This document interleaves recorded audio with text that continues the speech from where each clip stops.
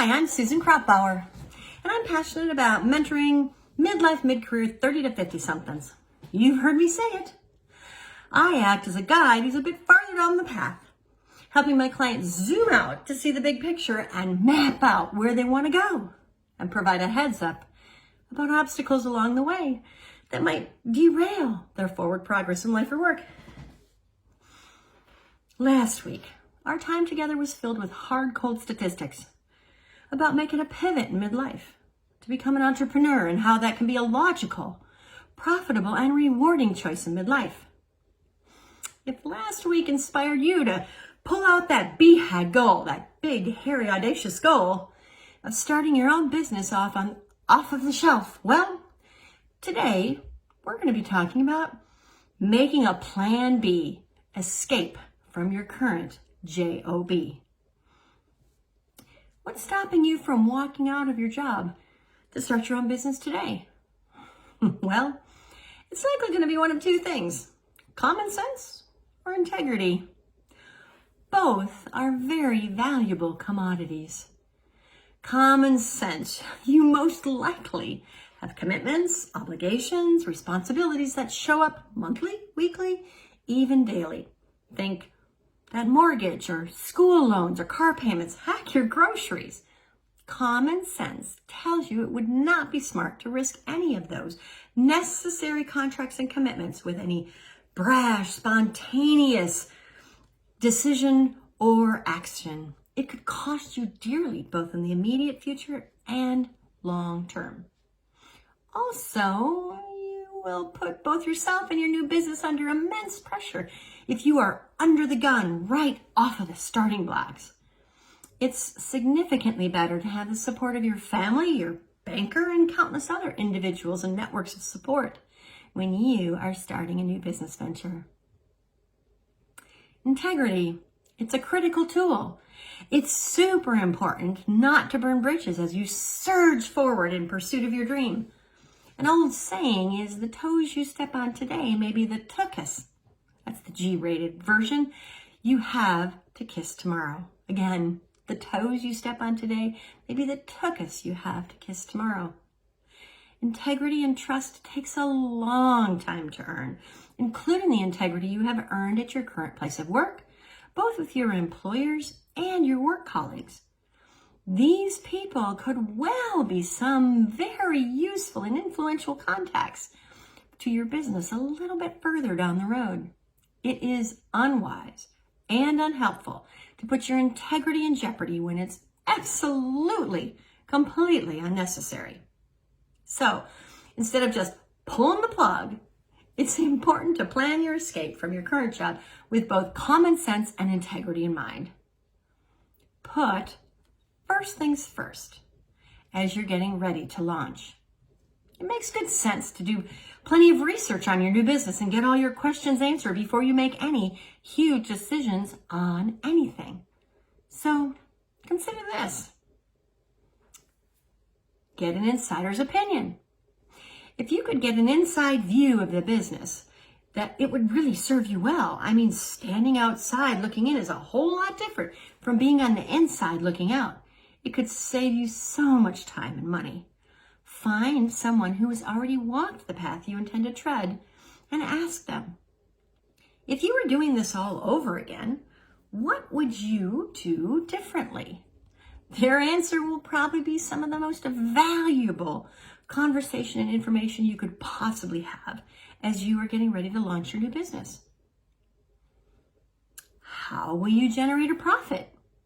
It's important to figure out, to the best of your ability, the easiest and most effective way of generating a profit from your new business.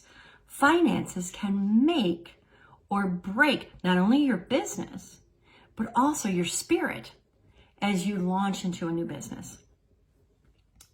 How will you scale up? We're going to assume here for a minute that you've launched your business and it is just cooking with gas. Things are happening, customers are coming, it's just growing like mad. You need to determine what you have to have in place to scale to handle ever larger volumes of customers.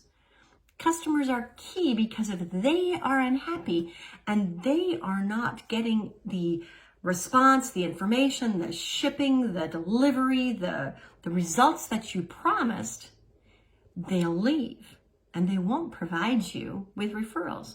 So then who will continue to provide you your profit? Customers are key. How about this one? How much time do you need to get the business started? Determine how much time you have available to get your business off the ground. Naturally, the more effort and energy you put into it, the quicker everything will go. How long will it take for your business to generate a meaningful profit? Make a reasonable estimate based on your competitive analysis and the other business critical information you've been collecting as you made your business plan. Once you've determined these, it should be possible to calculate with some reasonable level of certainty what needs to be done in order for you to create a timeline for escaping from your current employment. So, now you can quit your job, right? Hold on. You're almost there, I promise. Many smart people get their businesses into the marketplace by working part-time from home while they keep their regular job. The proverbial side hustle. For me, my mentor job is a side hustle, not because I'm trying to get away from my full-time job. My day job, as I like to call it, is with a nonprofit called Digitunity, and it works in digital inclusion, getting computers, training, and support to marginalized, vulnerable populations all across the U.S. I have a passion for that. I have no desire to leave that, but I also love mentoring and helping people. So it's my side hustle. But for you, if you're looking to leave your full-time job, even if it takes 9 months or a year or even a couple of years as a part-time side hustle to get it working efficiently and effectively, it's got to be worth it over the long haul, right? So remember to factor in some wiggle room financially and for yourself and that timeline for the unexpected. Some downtime, a financial slush fund, and even account for some holidays for yourself. Talk to people who've already made this kind of transition to get a clear idea on what is reasonable and doable for someone in your situation, specifically from the industry you're planning on going into or the hustle you're trying to do. It's important to remember that your new business should have no requirement for you to work 40, 50, or 60 hours a week. Your intent is to move on up in terms of profit and income and move on down in terms of the overall time that it's required every week for you to create it. Seriously consider working smarter, not harder. If hard work was any guarantee of success, well, most people would be wealthy already. And I'm sure you're working really hard at your J.O.B. because you probably wouldn't be considering business ownership if you weren't already excelling in your current position. But it's not about working hard. Your success will come from having a plan, an effective strategy, and the discipline and the enthusiasm to follow through on it.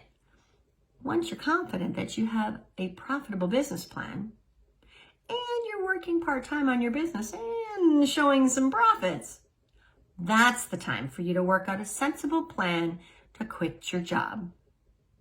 Yes, I know, it all takes patience. But remember, all things in their season, or good things happen to those who wait. Keep moving forward, not standing still, just waiting. Soon you'll be looking back at the job you once had and looking forward to greater profits in your business. Are you ready to start making a plan for more freedom in your life? Well, there's no better time than right now to pursue your business ownership dreams. If you're looking for more information, I'm offering a digital resource called Out From Under the Glass Ceiling. 6 tips on how to start a successful business at any stage of your life. And it's completely free. I've created this for amazing women just like you who are thinking about becoming an entrepreneur in midlife. So click the link below and that'll take you to where you can sign up and get that downloadable right at your fingertips. Now, next week, I'm going to touch on a simple checklist of what's next in this transition process. You won't want to miss it. Everybody loves a checklist, right? I'm wishing you a lovely week, and we will see you next Friday.